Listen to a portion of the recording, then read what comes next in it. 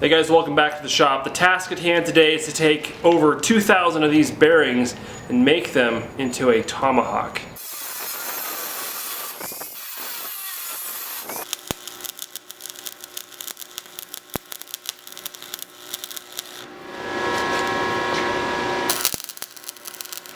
So what we want is about 2 pounds of these bearings because they're running just a little over 1,000 per pound. So let's see what that gives us here.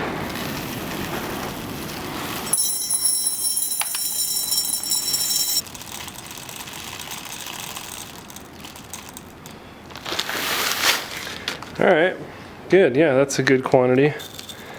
That's easily over 2,000 bearings right there. Okay, we'll go ahead and clean these ones off, because these do happen to come with some kind of oil or rust preventive on them.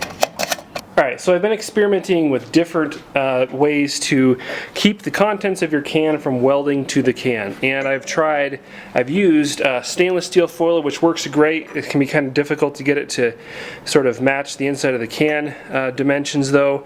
It's kind of fussy to work with. I've tried a whiteout version, or a knockoff whiteout. Not so good. It just flakes off for whatever reason. I can't get it to stick to the can.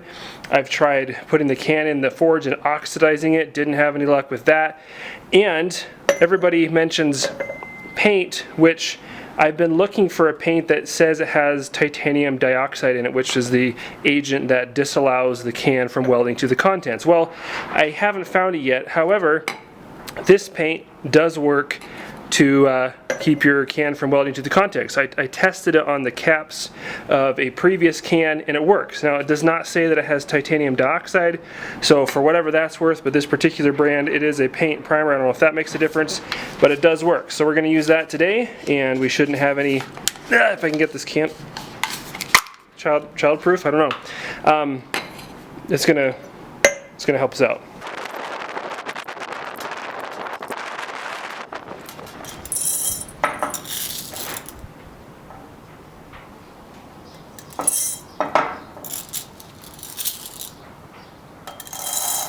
Okay, we've got our 2,000 plus bearings in there. We're going to fill in the gaps with some 1080 powdered steel that's got 4% nickel added to it. It's going to give us a really neat contrast between the bearings and the powdered steel, and just fill in all the gaps in there.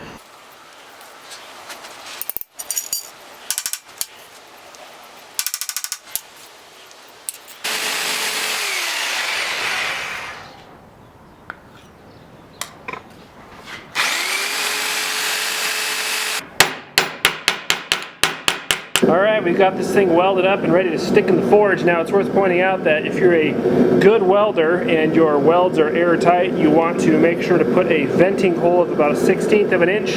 Drill a little hole somewhere on the end of the can to allow the expanding air to get out. Otherwise your can will very possibly, if not almost certainly, expand and blow up. So these are not airtight welds, and the way I know that is as I was welding this up, I could see a little flame coming out of the corner as those gases were expanding, and some of it was burning off or whatever, like the paint inside, right? So I know that there's a couple of spots in here that are not welded airtight, so I feel comfortable leaving it as such and not worrying about a vent hole, but that's just something to be aware of. So let's get this in the forge.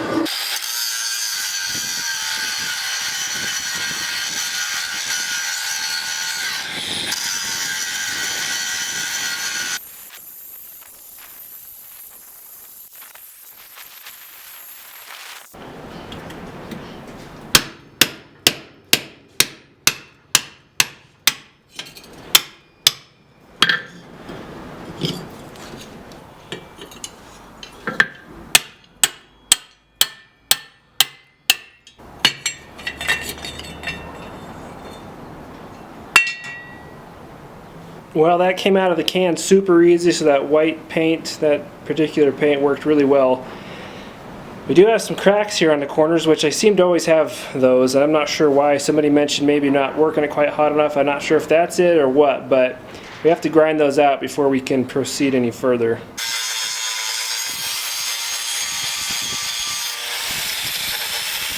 Alright, we have a nice chunk of steel here. Those cracks were just surface level, came out real easy. This weighs just 2 ounces shy of 3 pounds, so plenty of material here to make a good sized axe.